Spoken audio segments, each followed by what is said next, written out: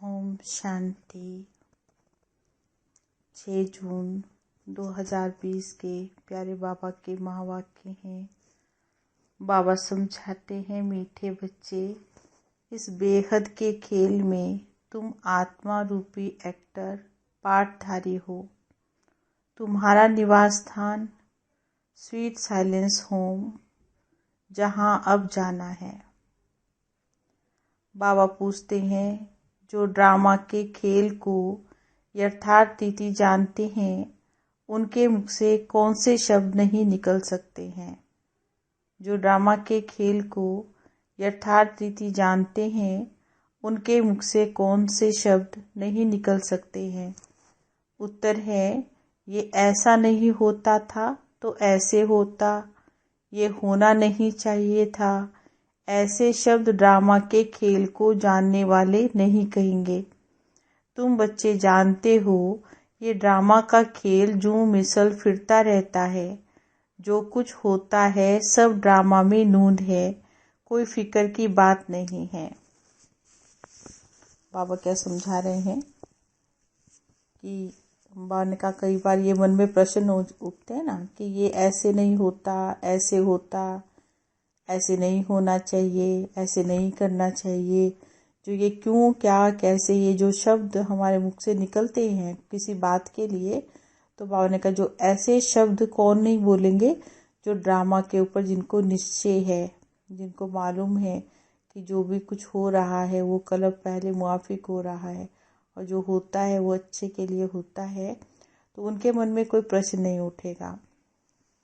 तो बाबा ने कहा, कोई फिक्र करने की बात नहीं है, ये नथिंग न्यू है। ओम शांति। बाप जब अपना परिचय बच्चों को देते हैं तो बच्चों को अपना परिचय भी मिल जाता है।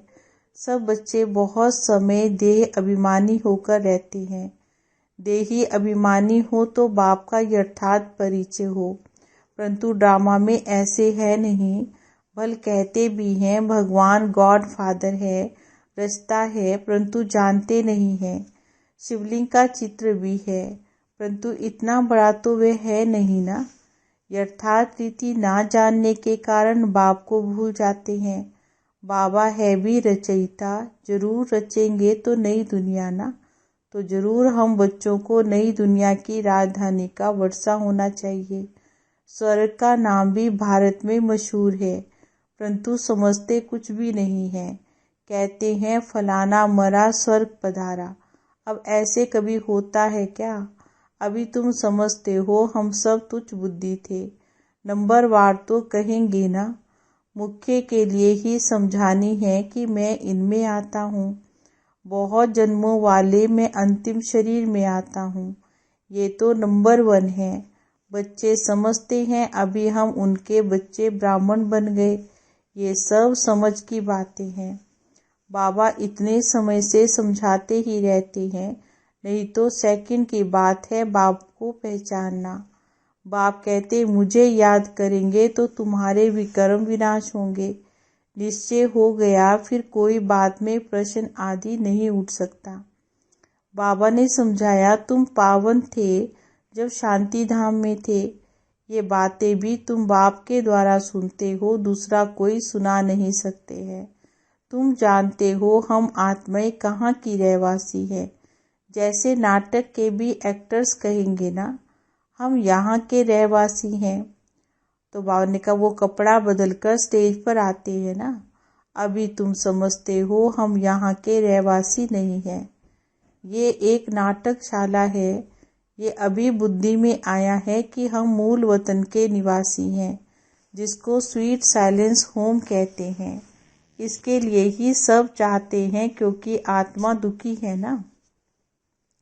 तो कहते हम कैसे वापस घर जाएं। घर का पता ना होने के कारण भटकते रहते हैं। अभी तुम भटकने से छूट गए हैं। बच्चों को मालूम पड़ गया है, अभी तुमको सचमुच घर जाना है। अहम आत्मा कितनी छोटी बिंदी है। देखो, ये भी वंडर है जिसको कुदरत कहा जाता है। इतनी छोटी बिंदी में इतना बड़ा पाठ भरा हुआ है ना। परम पिता परमात्मा कैसे पाठ बजाते हैं ये भी तुम जान गए हो।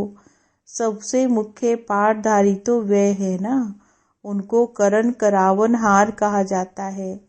तुम मीठे मीठे बच्चों को ये अभी समझ में आया है कि हम आत्माएं शांति धाम से आती हैं। आत्माएं कोई नई थोड़े ही निकलती हैं जो शरीर में प्रवेश करती हैं। बाबा ने कहा नहीं, आत्माएं सभी स्वीट होम में रहती हैं, वहां से यहाँ पाठ बजाने के लिए आती है। कहाँ की बात कर रहे हैं बाबा? बाबा ने कहा परम धाम से आत्माएं आती हैं और यहाँ इस सृष्टि रूपी रंगमंच पर पाठ बजाती हैं। सभी को पाठ बजाना है, ये भी एक खेल है। ये सूर्य, चांद, स्टार्स आदि क्या हैं? बाबा ने कहा ये सब बत्तियां हैं, माना लाइट्स हैं ये, जिसमें रात और दिन का खेल चलता है। बाबा ने कहा जब चंद्रमा निकलता है, सितारे निकलते हैं तो क्या हो जाती है ना, रोशनी हो जाती है उसमें भी। तो बाबा ने कहा रात को भी वो सब एक बल्लभ की तरह क्या करते हैं, हम सबको लाइट देते हैं। कई कहते हैं सूर्य देवताएं नमा, चंद्रमा देवताएं नमा, परंतु वास्तव में ये कोई देवताएं हैं नहीं। इस खेल का किसी को मालूम नहीं है। सूर्य चांद को भी देवता कह देते हैं। वास्तव में ये इस सारे विश्व नाटक के लिए बत्तियां हैं ना। हम रहवासी हैं स्वीट साइलेंस होम के। यहाँ हम पाठ बजाने के लिए आते हैं। देखो ये जूं मिसल चक्र फिरता रहता है। जो कुछ होता है ड्रामा में नूंद है। बाबा ने कहा ऐसे नहीं कहना चाहिए कि ऐसे नहीं होता तो ऐसे होता। जैसे कोई बात हो जाती है तो बोलते ना कि ऐसे नहीं होता तो ऐसे, हमने तो पहले ही कहा था। ऐसे भी कभी कभी ऐसा भी बोल देते हैं। अब ये तो ड्रामा है। मिसल जैसे तुम्हारी माँ थी, हाँ मम्मा के लिए बाबा ने कहा, ख्याल में तो नहीं था कि चली जाएगी। देखो बाबा से भी पहले गई और छोटी उम्र में गई तो अच्छा शरीर छोड़ दिया। तो बाबा ने कहा ड्रामा, अब अपना नया पाठ बजा रही है। ये यहाँ फिक्र की कोई बात नहीं है। यहाँ तुम सब बच्चों की बुद्धि में है, हम एक्टर्स हैं। ये हार और जीत का खेल है। ये हार जीत का खेल माया पर ही आधारित है। माया से हारे हार है और माया से जीते जीत है। ये गाते तो सब हैं परंतु बुद्धि में जरा भी ज्ञान नहीं है। तुम जानते हो ना माया क्या चीज है? ये तो रावण है जिसको ही माया कहा जाता है। धन को संपत्ति कहते हैं, धन को माया नहीं कहेंगे। मनुष्य समझते इनके पास तो बहुत धन है तो कह देते हैं माया का नशा है। लेकिन माया का नशा होता है क्या? माया को तो हम जीतने की कोशिश करते हैं, इसमें कोई भी बात में संशय नहीं उठना चाहिए। बाबा ने कहा जिनकी कच्ची अवस्था है उनको संशय उठता है। अभिमान तो जरूर शिव ही चाहिए जो आत्माओं के प्रति कहे। कृष्ण तो देहधारी हैं, वे आत्माओं के प्रति कैसे कहेंगे? तुमको कोई देहधारी ज्ञान नहीं सुनाते हैं। बाप को तो देह है नहीं, और तो सबको देह है जिनकी पूजा करते हैं। उनको याद करना तो सहज है ना। ब्रह्मा विष्णु शंकर को देवता कहेंगे और शिव को भगवान कहेंगे। ऊंच से ऊंच भगवान, उनको देह है नहीं, ये भी तुम जानते हो। जब मूल वतन में आत्माएं थी तो तुमको देह थी? बाबा ने पूछा। थी नहीं ना, तुम आत्माएं थी। ये बाबा भी आत्मा है, सिर्फ वे परम है। इनका पाठ गाया हुआ है, पाठ बजाकर गए हैं, तब तो पूजा होती है ना। परंतु एक भी मनुष्य नहीं जिसको ये मालूम हो 5000 वर्ष पहले भी परम पिता परमात्मा रचता आया था। वे है ही हेवनली गॉड फादर। हर 5000 वर्ष के बाद कल्प के संगम पर वे आते हैं, परंतु कल्प की आयु लंबी चौड़ी कर देने से सब भूल गए हैं।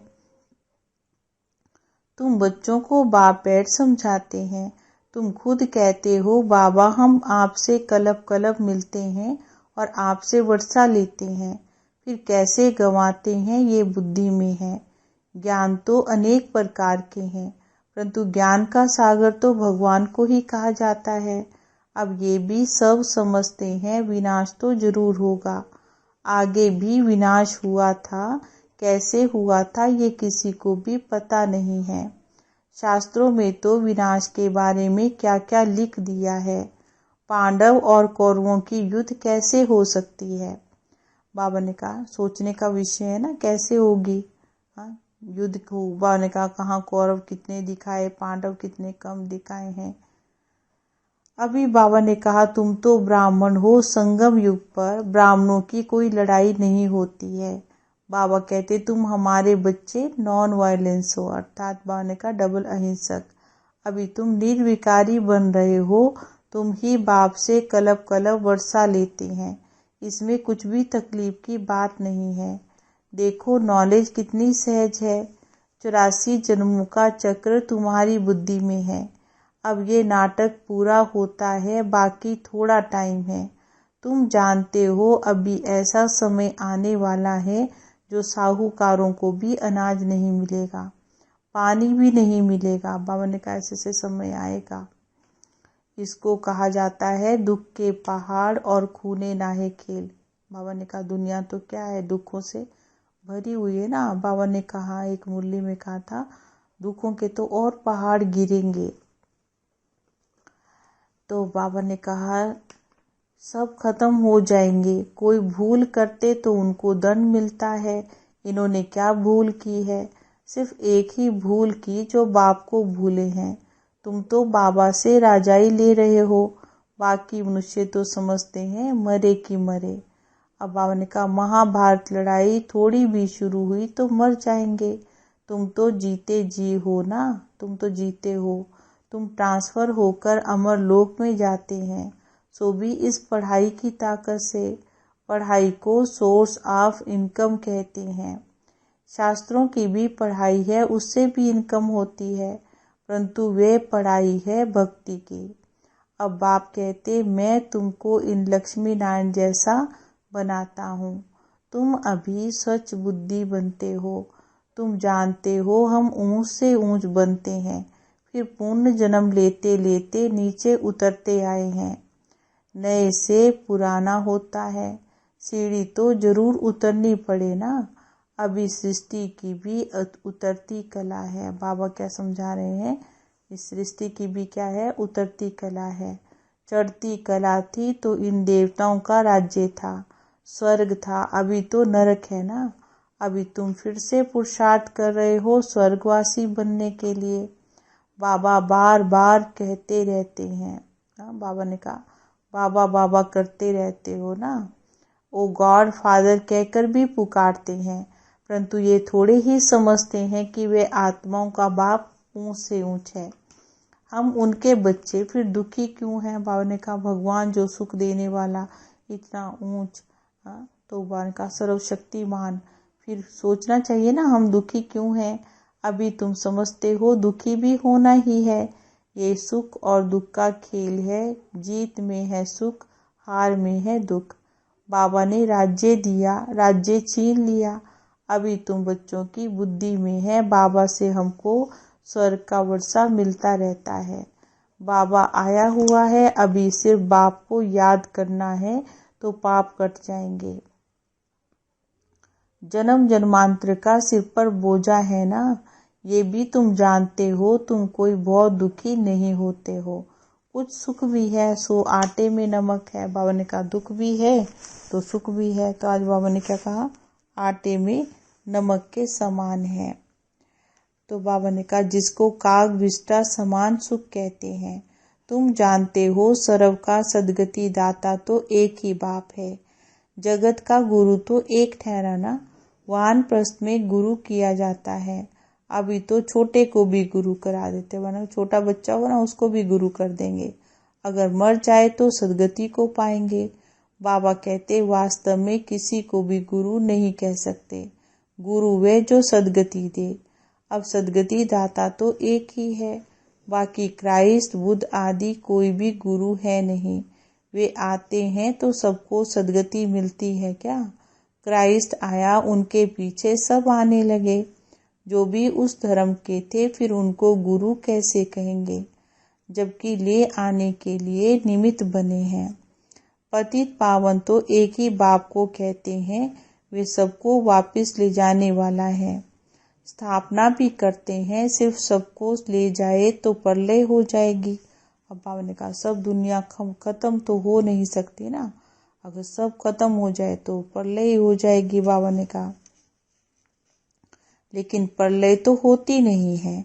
सर्व शास्त्रमयी शिरोमणि श्रीमद्भगवद गीता गाई हुई है, गायन भी है। यदा यदा ही धर्म से ग्लानि भवति भारते, कि जब जब धर्म की ग्लानि होती है तब भगवान को भी आना पड़ता है। अब तुम बच्चों को खुशी है, नई दुनिया में सारे विश्व पर हमारा ही राज्य होगा। उस राज्य को कोई छीन नहीं सकता है। यहाँ तो टुकड़े टुकड़े पर आपस में कितना लड़ते रहते हैं। बाबा ने कहा तुमको तो और ही मजे हैं। क्या कह रहे हैं बाबा? तुमको तो खुशी में क्या करना चाहिए? खग्गियाँ मारनी चाहिए कि कलब कलब बाबा से हम वर्षा ले रहे हैं, तो कितनी खुशी होनी चाहिए। बाबा कहते मुझे याद करो तो भी भूल जाते हैं। कहते बाबा हमारा योग टूट जाता है। बाबा ने कहा योग अक्षर ही निकाल दो, वह तो शास्त्रों का अक्षर है ही। बाप कहते हैं मुझे याद करो। बाबा क्या समझा रहे हैं? मुझे याद करो, योग भक्ति मार्ग का अक्षर है। बाप से बादशाही मिलती है स्वर्ग की, उनको तुम याद नहीं करेंगे तो विक्रम कैसे विनाश होंगे, राजाई कैसे मिलेगी। याद नहीं करेंगे तो पद भी कम हो पड़ेगा, फिर सजा भी खाएंगे, ये भी अकल नहीं है। देखो कितने बेसमझ हैं। मैं कलब कलब तुमको कहता हूँ, माँ मेकम याद करो, जीते जी इस दुनिया से मर जाओ। बाबा क्या समझाते हैं? जीते जी। बाबा ने कहा इस जीवन में रहते हुए भी पुरानी दुनिया से, पुराने संस्कारों से, पुराने स्वभाव से, विकारों से हमें वैराग्य ले लेना है।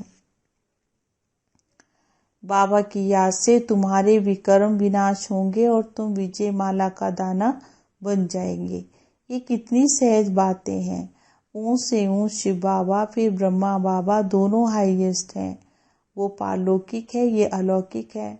बिल्कुल साधारण टीचर है, वे टीचर फिर भी सजा देते हैं।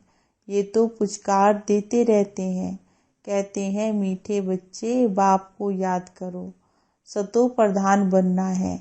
पतित पावन एक ही बाप है, गुरु भी वही ठहरा, और कोई गुरु हो ना सके। कहते हैं बुद्ध पार निर्वाण गवाया, ये सब गुपोड़े हैं कि निर्वाण चला गया। बाबा ने कहा ये सब गुप्ते हैं, एक भी वापिस जा ना सके, सबका ड्रामा में पार्ट है। कितना विशाल बुद्धि और खुशी रहनी चाहिए। ऊपर से लेकर सारा ज्ञान बुद्धि में है। ब्राह्मण ही ज्ञान उठाते हैं, ना शूद्रों में ज्ञान है, ना देवताओं में ये ज्ञान है। बाबा ने कहा जब देवता बन जाएंगे तब भी ये ज्ञान क्या हो जाएगा, तो भी याद नहीं रहेगा हमें कि हमने ऐसा पुरुषार्थ किया तो हम ऐसा बने। और बाबा ने कहा जो ज्ञान नहीं सुनते हैं, जिनकी बुद्धि क्या है, पतित है, वो उनको भी क्या होगा। बाबा ने कहा वो भी ये ज्ञान नहीं उठा सकते हैं। अब समझने वाला समझे, जो ना समझे उनका तो मौत है ही। मैंने कहा मरना तो सबको ही है ना। पद भी कम हो जाएगा, स्कूल में नहीं पढ़ेंगे तो पद तो कम हो जाता है। अलब बाबा बेमाना बादशाही, अलब माना अल्लाह, बेमाना बादशाही। हम फिर से अपनी राजधानी में जा रहे हैं, ये पुरानी दुनिया खत्म हो जाएगी। अच्छा मीठे मीठे सिकिलर दे बच्चों प्रति माता पिता बाप दादा का याद प्यार और गुड मॉर्निंग। रूहानी बाप की रूहानी बच्चों को नमस्ते। हम रूहानी बच्चों की रूहानी बाबा को नमस्ते नमस्ते नमस्ते जी। आज बाबा ने धारणा करने के लिए ये पॉइंट्स बताए हैं। पहली पॉइंट है बाप हमें ऐसे नए विश्व की राजाई देते जिसे कोई छीन नहीं सकता। इस खुशी में खग्गियाँ मारनी है। बाबा ने आज क्या समझाया? बाबा हमको विश्व की राजाई दे रहे हैं, उसको देखो कोई भी छीन नहीं सकता है। तो इसलिए इस बात में बाबा ने कहा बहुत खुशी होनी चाहिए। तो खुशी में जैसे कि खग्गियाँ मारनी चाहिए। जैसे छोटा बच्चा होता है ना, कितना खुश होता है वो, दूसरी पॉइंट है विजय माला का दाना बनने के लिए जीते जी इस पुरानी दुनिया से मरना है। बाबा की याद से विकर्म विनाश करने हैं। हाँ, बाबा ने कहा हम बच्चे सभी बाबा की माला में आना चाहते ना, तो विजयी माला की बाबा ने आज बात की कि उसका दाना बनने के लिए वो माला किसकी बनेगी, जो बिल्कुल निश्चय बुद्धि आत्माएं होंगी। हाँ, तो जो ज्ञान को बहुत अच्छे से फॉलो करेंगे वो जाएंगे विजय माला में। तो बाबा ने कहा उसके लिए जीते जी इस पुरानी दुनिया से मरना है, बाबा की याद से विकर्म विनाश करने हैं। और आज का वरदान है एक के साथ सर्व रिश्ता निभाने वाले, एक के साथ सर्व रिश्ता निभाने वाले, सर्व किनारों से मुक्त संपूर्ण फरिश्ता भव। सर्व किनारों से मुक्त संपूर्ण फरिश्ता भव। जैसे कोई चीज बनाते जब वह बनकर तैयार हो जाती है तो किनारा छोड़ती है उसकी, ये निशान। तो ऐसे जितना संपन्न स्टेज के समीप आते जाएंगे उतना सर्व से किनारा होता जाएगा। जब सब बंधनों से वृत्ति द्वारा किनारा हो जाए अर्थात किसी में भी लगाव ना हो, तब संपूर्ण फरिश्ता बनेंगे।